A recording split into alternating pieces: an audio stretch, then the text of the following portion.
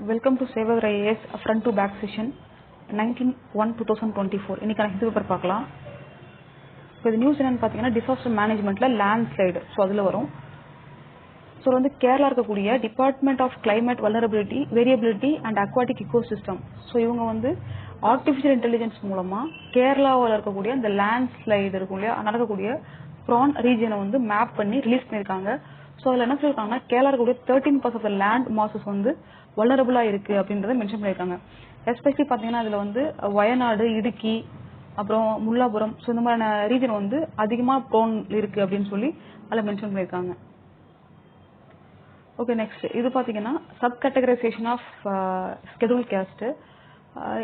நியூஸோட content பார்த்தீங்கன்னா இப்போ schedule caste இருக்காங்க இல்லையா, ஸோ அதுலேயே வந்து முன்னாடி ஹோமோஜினியஸாக இருந்தாங்க. ஹோமோஜினியஸ் அப்படின்னா ஸ்கெடியூல் கேஸ்ட்ல பார்த்தீங்கன்னா எல்லாருமே வந்து எக்கனாமிக்கலி வந்து டெவலப் ஆகாமல் எஜுகேஷனல் பேக்வர்ட் அந்த மாதிரிலாம் இருந்துட்டு இருந்தாங்க அப்படின்னு சொன்னாங்க.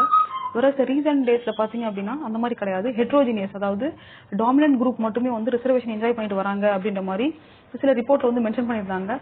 ஸோ இதில் வந்து மடிகா அப்படின்னு வந்து ஆந்திர பிரதேசத்தில் இருக்கக்கூடிய ட்ரைபல் குரூப், அதாவது ஸ்கெடியூல் கேஸ்ட் இருக்கக்கூடிய ஒரு குரூப் அவங்க. ஸோ அவங்க வந்து என்ன சொல்லிட்டு இருக்காங்க அப்படின்னா ஸ்கெடியூல் கேஸ்ட்லயே நிறைய ஹெட்ரோஜினியஸ், அதாவது டெவலப்மெண்ட் டாமினேட் பண்ணக்கூடிய சில குரூப்ஸ் வந்து ரிசர்வேஷன் என்ஜாய் பண்ணிட்டு இருக்காங்க. வேற பிலோல லோ லெவலில் இருக்கவங்க வந்து இன்னுமே லோ லெவலில் இருந்துட்டு இருக்காங்க. ஸோ அதனால நீங்க வந்து ஸ்கெடியூல் கேஸ்டே வந்து சப் கேட்டகரைஸ் பண்ணிட்டு ஸோ அது மூலமா நீங்க கீழே லோ லெவலில் இருக்கவங்க ரிசர்வேஷன் கொடுக்கணும் அப்படின்ற வந்து கேட்டிருக்காங்க. வேற வந்து பஞ்சாப், பீகார், அதுக்கப்புறம் பாத்தீங்கன்னா தமிழ்நாடு, ஸோ இங்கெல்லாம் பாத்தீங்கன்னா இந்த மாதிரி ஸ்கெடியூல் கேஸ்டுக்குள்ளேயே வந்து சப் கேட்டகரைசேஷன் பண்ணி அதுல ரிசர்வேஷன் வந்து கொடுத்துட்டு இருக்காங்க. இப்போ பஞ்சாப்ல பாத்தீங்க அப்படின்னா பால்மிகி, மஸ்பிக் சிங் அப்படின்னு சொல்லிட்டு இருக்க கம்யூனிட்டிஸ்க்கு வந்து சின்ஸ் 1975 இருந்து கொடுத்துட்டு இருக்காங்க இவங்க. தமிழ்நாட்டில் பாத்தீங்க அப்படின்னா அருந்ததியர் அப்படின்னு சொல்ற ஒரு குரூப், இவங்க வந்து ஸ்கெடியூல் கேஸ்டுக்குள்ள இருக்கவங்க தான். ஸோ அதுக்குள்ள கொடுத்துட்டு இருக்காங்க. பீகார்ல வந்து பஷ்வன்ஸ் அப்படின்னு சொல்லிட்டு, ஆந்திர பிரதேஷ்ல மடிகா அப்படின்னு சொல்லிட்டு. இப்போ என்ன அப்படின்னா இந்த மாதிரி சப் கேட்டகரைசேஷன் கொடுக்கறது வந்து கான்ஸ்டிடியூஷனை வயலேட் பண்ணப்படுமா அப்படின்ற மாதிரி இன்னொரு கொஸ்டின் இருக்கு. வேற வந்து கான்ஸ்டிடியூஷனை வயலேட் பண்ணப்படாது அப்படின்றத சொல்லியிருக்காங்க. ஓவராலா இந்தியாவில் பாத்தீங்க அப்படின்னா 1200 ஸ்கெடியூல் கேஸ்ட் வந்து ஸோ இருக்கு அப்படின்னு சொல்லியிருக்காங்க.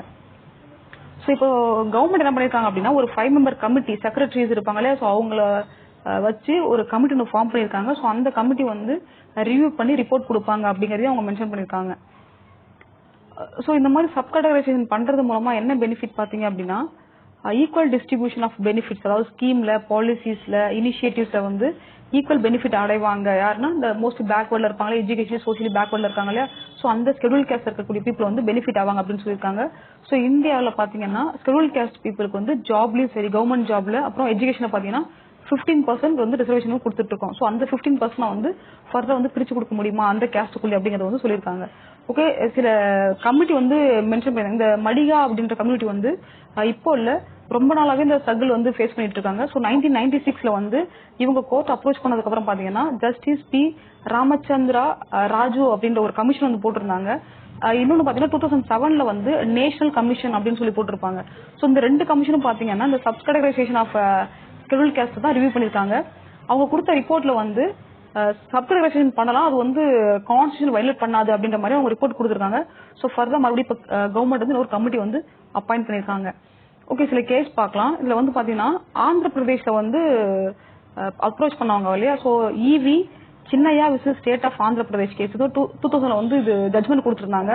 இந்த கேஸ் என்ன பண்ணிருந்தாங்க அப்படின்னா, அதாவது Andhra Pradesh schedule caste rationalisation of reservation act 2000 கீழே, அதாவது சப் கேட்டகரைசேஷன் பண்ணி அவங்களுக்கு ரிசர்வேஷன் கொடுத்திருந்தாங்க. இது பாத்தீங்கன்னா ரைட் டு ஈக்வாலிட்டி வந்து வெயிட் பண்ணுது அப்படின்ற மாதிரி சுப்ரீம் கோர்ட்ல வந்து அதை நல்லிஃபை பண்ணிட்டாங்க. ஸோ சுப்ரீம் கோர்ட் என்ன சொன்னாங்க அப்படின்னா ஸ்கெடியூல் கேஸ்ட் அப்படிங்கிற வந்து ஹோமோஜினியஸ் குரூப் தான், அவங்க வந்து சிங்கிளா கன்சிடர் பண்ணி அவங்களுக்கு ரிசர்வேஷன் கொடுக்கணும் அப்படின்ற மாதிரி அதில் மென்ஷன் பண்ணாங்க. ஸோ நம்ம ஆர்டிகல் 341 படி பாத்தீங்க அப்படின்னா பிரசிடென்ட்டுக்கு ஸ்கெடியூல் கேஸ்ட் கம்யூனிட்டிஸ்க்கு, அதாவது ஏதோ ஒரு டிஸ்ட்ரிக்ட் ஏரியால வந்து அவங்க ஸ்கெடியூல் கேஸ்ட் அப்படின்னு சொல்லிட்டு ஐடென்டிஃபை பண்ணி அவங்களுக்கான ரிசர்வேஷன் வந்து ப்ரொவைட் பண்ணலாம் அப்படின்ற ப்ரொவிஷன் வந்து கொடுக்கப்பட்டிருக்கு. ஸோ இந்த ஜட்மெண்ட்க்கு அப்புறம் பாத்தீங்கன்னா 2014ல Davinder Singh versus state of Punjab. So இந்த கேஸ் என்ன சொல்லியிருப்பாங்க அப்படின்னா ஆல்ரெடி 2000 ஜட்மெண்ட் இருக்கு சின்னையா கேஸ். ஸோ அந்த ஜட்மெண்ட்டை வந்து நம்ம ரீகன்சிடர் பண்ணணும், இல்ல இன்டர்பிரேஷன் பண்ணணும் அப்படின்ற மாதிரி சொல்லியிருக்காங்க. ஸோ ஃபர்தர் அதை பத்தி டிஸ்கஸ் பண்ணுவாங்க. ஸோ என்ன ஆகுது நம்ம பார்க்கலாம். ஓகே, நெக்ஸ்ட் இது பாத்தீங்கன்னா இது நம்ம ஃபேக்ட்ஸ்க்கு தேவைப்படும். என்னன்னா ஃபெடரலிசம் அப்படிங்கிறது சென்ட்ரல் ஸ்டேட்டுக்குள்ள இருக்கக்கூடிய அந்த ஹெல்தியான ரிலேஷன்ஷிப் தான் வந்து நம்ம ஃபெடரலிசம் அப்படின்னு சொல்லுவோம். ஸோ இதில் நமக்கு ஃபேக்சுவல் கண்டென்ட் என்னன்னு பார்த்தீங்கன்னா 14th ஃபினான்ஸ் கமிஷன் இருக்காங்களே, இவங்க என்ன ரெக்கமெண்ட் பண்ணியிருக்காங்க, ஃபினான்ஸ் கமிஷன் அப்படிங்கிறது வந்து சென்ட்ரல் கவர்மெண்டோடைய அந்த ஃபினான்ஷியல் இருக்கும் இல்லையா, அதை வந்து ஸ்டேட் கவர்மெண்ட்டுக்கு எப்படி பிரிச்சு கொடுக்குறது அப்படிங்கறத வந்து ஷேர் பண்றது இருக்கும் இல்லையா, அது வந்து இவங்க ரெக்கமெண்ட் பண்ணுவாங்க. ஸோ அந்த பேசிஸ்ல பாத்தீங்கன்னா 42% வந்து ஸ்டேட் கவர்மெண்ட்டுக்கு வந்து சென்ட்ரல் கவர்மெண்ட் வந்து ஃபண்ட் கொடுக்கணும் அப்படின்றத அவங்க சொல்லியிருக்காங்க. வேற சென்ட்ரல் கவர்மெண்ட் என்ன பிளான் பண்ணிருக்காங்க அப்படின்னா 33% கொடுக்கலாம் அப்படின்னு சொல்லி பிளான் பண்ணிருக்காங்க அப்படின்ற மாதிரி மென்ஷன் பண்ணிருக்காங்க. ஸோ இது வந்து ஓவர் சென்ட்ரலைசேஷன் வந்து ப்ரிவெல் காமிக்குது அப்படின்ற மாதிரி காங்கிரஸ் கவர்மெண்ட் பாத்தீங்கன்னா ரூலிங் கவர்மெண்ட் வந்து கிரிட்டிசைஸ் பண்ணிருக்காங்க. ஓகே, நெக்ஸ்ட் வந்து நீத்தி ஆயோகோட ரிப்போர்ட். அந்த ரிப்போர்ட் என்ன சொல்லியிருக்காங்கன்னா, நீத்தி ஆயோக் ரிப்போர்ட் இப்போ 2022 and 23 ரிப்போர்ட் ரிலீஸ் பண்ணிருக்காங்க. இதுல வந்து மல்டி டைமென்ஷனல் பாவர்ட்டிக்கான சொல்லியிருக்காங்க. இதுல வந்து 24.82 crore பீப்புள் வந்து இந்த மல்டி டைமென்ஷனல் பாவர்ட்டி இண்டெக்ஸ் வந்து அதாவது அந்த லெவல்ல இருந்து வெளியில வந்திருக்காங்க அப்படின்னு சொல்லியிருக்காங்க. மல்டி டைமென்ஷனல் பாவர்ட்டின்னு பாத்தீங்கன்னா, அதாவது இப்போ ஒருத்தர் வந்து எஜுகேஷன் நல்லா படிச்சுட்டு இருப்பாரு, வேற அவங்களுக்கு வந்து சாப்பாடு வந்து ப்ராப்பரா இருந்திருக்காது, இல்ல ஒருத்தர் வந்து வீடு சரியா இருந்திருக்காது, வேற அவங்களுக்கு எஜுகேஷன் வந்து ப்ராப்பரா கவர்மெண்ட் வந்து ப்ரொவைட் பண்ணிருக்க மாட்டோம். இந்த மாதிரி ஏதோ ஒரு இடத்துல வந்து அவங்க லேகா இருப்பாங்க. ஸோ அதுதான் வந்து மல்டி டைமென்ஷனல் பாவர்ட்டி அப்படின்னு சொல்லி மென்ஷன் பண்ணுவாங்க. ஓகே, நெக்ஸ்ட் இது வந்து மிஸ்ஸஸ் பில்கி பானு கேஸ் இருக்கு இல்லையா, ஸோ அந்த கேஸ்ல வந்து இப்போ ரீசெண்டா சுப்ரீம் கோர்ட்ல வந்து வெர்டிக்ட் கொடுத்துருந்தாங்க. என்ன அப்படின்னா, அந்த 11 கன்விக்ட்ஸையும் மறுபடியும் வந்து பிரிசனுக்கு வந்து ரிட்டர்ன் போக சொல்லிட்டாங்க. லைஃப் இம்ப்ரிசன்மெண்ட் வந்து அவங்க ஃபுல்லா சர்வ் பண்ண வந்தாங்க இல்லையா, ஸோ அதுக்காக சொல்லியிருந்தாங்க. இப்போ அவங்கள வந்து சில பேர் வந்து பாத்தீங்கன்னா மறுபடியும் வந்து சுப்ரீம் கோர்ட்ல வந்து அப்பீல் கேட்டிருந்தாங்க. என்ன அப்படின்னா, அவங்களுடைய அந்த சரண்டர் சொன்னாங்க இல்லையா, அது வந்து கொஞ்சம் எக்ஸ்டெண்ட் பண்ணி கொடுக்கணும், ஏன்னா நிறைய பர்சனல் கமிட்மெண்ட் இருக்கு அப்படின்ற மாதிரிலாம் மென்ஷன் பண்ணியிருந்தாங்க. அப்புறம் சுப்ரீம் கோர்ட் வந்து அதை ரிஜெக்ட் பண்ணிட்டாங்க. ஸோ வந்து சொன்ன டேட் மாதிரியே ஒரு 2 weeks டைம் கொடுத்திருந்தாங்க. ஸோ அதுக்குள்ள போய் சரண்டர் ஆகணும் அப்படின்னு சொல்லி மென்ஷன் பண்ணிருக்காங்க. ஓகே, இதுல அவங்க ஜட்மெண்ட் வந்து சுப்ரீம் கோர்ட்ல கொடுக்கும்போது என்ன சொல்லிருப்பாங்க அப்படின்னா, a woman deserves respect however high or low she may be otherwise considered in society or to whatever faith she may follow or any creed she may belong to. அந்த மாதிரி ஒரு உமனுக்கான respect அப்படிங்கிறது கொடுக்கணும். ஒரு உமனுக்கு இந்த மாதிரியான ஒரு லைஃப் வந்து த்ரெட்டன் பண்ணி வயலேட் பண்ணிட்டு அவங்க வந்து லிபர்ட்டி வந்து என்ஜாய் பண்ணலாமா அப்படின்ற மாதிரி இதுல கொஸ்டின் கேட்டிருக்காங்க. ஸோ இது நம்ம கேஸ் ஸ்டடிக்கு கோட் பண்ணிக்கலாம். ஓகே, நெக்ஸ்ட் பாத்தீங்கன்னா ஜெனடிக்கலி மாடிஃபைடு கிராப்ஸ் பத்தி டிஸ்கஸ் பண்ணியிருந்தாங்க. ஸோ இது வந்து ரொம்ப வருஷமா இந்த டிஸ்கஷன்ல போய்கிட்டு இருக்கு. இப்போ இந்த ஜெனடிக்கலி மாடிஃபைடு கிராப்ஸ்ல பாத்தீங்கன்னா மஸ்டர்டு கடுகு சொல்றோம் இல்லையா, ஸோ அந்த எடிபிள் ஆயில் தான் வந்து நம்ம கம்மியா கவர்மெண்ட் கொடுக்கலாம் அப்படிங்கிறதுக்காக இந்த ஜெனடிக்கலி மாடிஃபையர் வந்து கொண்டு வந்திருப்பாங்க. ஸோ அது வந்து பெரிய கான்ட்ரவர்சிக்குள்ள போயிட்டு இருக்கு. ஸோ இது நியூஸ் என்னன்னு பாத்தீங்க அப்படின்னா, சென்ட்ரல் கவர்மெண்ட் வந்து சொல்லியிருக்காங்க, அதாவது நேஷனல் இன்ட்ரெஸ்ட் வந்து எதிர்க்கிற மாதிரி வரக்கூடிய எந்த ஒரு விஷயத்தையும் வந்து கவர்மெண்ட் வந்து கன்சிடர் பண்ணாது அப்படின்ற மாதிரி சொல்லியிருக்காங்க. ஓகே, இது ஜெனடிக்கலி மாடிஃபைடு பத்தி பார்க்கலாம். இப்போ இதுல ஜிஎம் மஸ்டர்ட் சொல்றோம் இல்லையா, இது வந்து தாரா மஸ்டர்ட் ஹைபிரிட் 11 அப்படின்றதோட நேம்.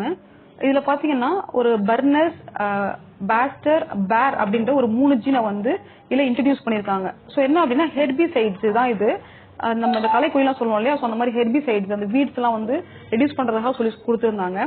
இதுல பிஎல்ஐ பப்ளிக் இன்ட்ரெஸ்ட் லிட்டிகேஷன் சொல்லுவோம், அதுல என்ன ஃபைல் பண்ணிருக்காங்க அப்படின்னா, இந்த மாதிரி ஜெனடிக்கலி மாடிஃபைடான நம்ம அந்த கிராப்ஸ் நம்ம எடுத்துக்கிறதுக்கு பாத்தீங்கன்னா சீட்ஸா இருக்கும் ஆயில் நம்ம எடுத்துக்கும் போது நம்ம பாடியில வந்து மியூட்டேஷன் நடக்கும், அதனால கேன்சர் அந்த மாதிரிலாம் வந்து நிறைய காஸ் பண்ணும். அது போக என்விரான்மெண்ட் பாத்தீங்க அப்படின்னா ரொம்ப சிவியரா வந்து அஃபெக்ட் ஆகும் அப்படின்ற மாதிரி அவங்க சைடுல இருந்து மென்ஷன் பண்ணிருக்காங்க. ஸோ அதனால வந்து பிஏல வந்து இதை பேன் பண்ணணும் அப்படின்றத சொல்லியிருக்காங்க. வேற கவர்மெண்ட் சைடுல வந்து சாலிசிட்டர் ஜெனரல் என்ன ஆர்கியூ பண்ணிருக்காங்க அப்படின்னா, இந்தியால வந்து ஆல்ரெடி நம்ம இம்போர்ட் பண்ணக்கூடிய அந்த இம்போர்ட் பண்ணி கன்சியூம் பண்ணிட்டு இருக்கக்கூடிய ஆயில்ஸ் நிறைய பாத்தீங்கன்னா ஜெனடிக்கலி மாடிஃபைடு கிராப்ஸ் மூலமா நம்ம இம்போர்ட் பண்ணிட்டு இருக்கோம் அப்படின்னு சொல்லியிருக்காங்க. ஸோ இந்தியா பாத்தீங்க அப்படின்னா எவ்ரி இயர் வந்து 55 to 60% of the mustard oil இருக்கும் இல்லையா, அது வந்து இம்போர்ட் பண்ணிட்டு இருக்கோம்.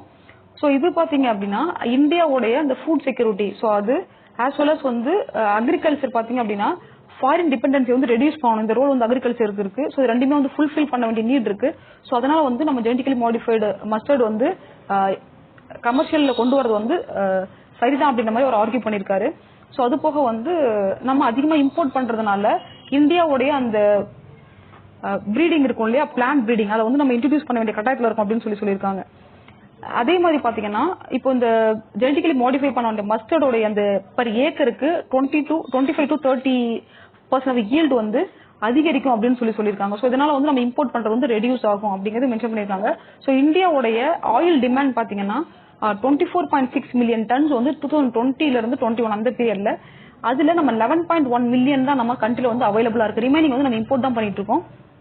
ஸோ நிறைய கண்ட்ரி பார்த்தீங்கன்னா எக்ஸ்போர்ட் பண்றாங்க. வேற அது எல்லாமே வந்து மோஸ்ட்லி வந்து ஜெனட்டிக்கலி மாடிஃபைடான கிராப்ஸ் தான் எக்ஸ்போர்ட் பண்றாங்க. எஸ்பெஷலி பார்த்தீங்கன்னா அர்ஜென்டினா, USA, பிரேசில், கனடா இங்க இருக்கக்கூடிய அந்த சோயாபீன் 80% ஆஃப் த குளோபலி வந்து வாங்கக்கூடிய அந்த சோயாபீன் எல்லாமே வந்து ஜெனட்டிக்கலி மாடிஃபை பண்ணப்பட்டது தான் அப்படின்னு சொல்லியிருக்காங்க அதுல.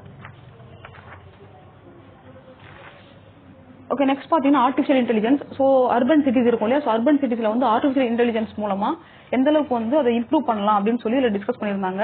என்ன அப்படின்னா சென்டர் ஆஃப் எக்ஸலன்ஸ் அப்படின்னு சொல்லிட்டு மினிஸ்ட்ரி ஆஃப் ஃபினான்ஸ் வந்து 2023 and 24 பட்ஜெட்ல வந்து இது ரிலீஸ் பண்ணியிருந்தாங்க. ஸோ இதில் வந்து ஒரு 3 ஃபீல்டு சொல்லியிருந்தாங்க. ஒன்று அக்ரிகல்ச்சர், ஒன்று ஹெல்த், அப்புறம் சஸ்டைனபிள் சிட்டி. சிட்டில பாத்தீங்க அப்படின்னா எனர்ஜி வேஸ்டேஜ் ஆகுது ரெடியூஸ் பண்றது, அதுக்கப்புறம் வந்து ஏர் வாட்டர் பொல்யூஷன் ரெடியூஸ் பண்றது, அதுக்கப்புறம் சீவேஜ் கார்பேஜ் டிஸ்போஸ்ல வந்து 25% வந்து டிகிரீஸ் பண்றது. இந்த மாதிரி நிறைய இனிஷியேட்டிவ் வந்து அதில் மென்ஷன் பண்ணியிருந்தாங்க. ஓவராலா என்னன்னா ஆர்டிஃபிஷியல் இன்டெலிஜென்ஸ் மூலமா நம்ம இந்த மாதிரி பண்ணும்போது அர்பன் சிட்டிஸ் வந்து இன்னும் நிறைய பெனிஃபிட் ஆகும் அப்படின்னு சொல்லியிருக்காங்க.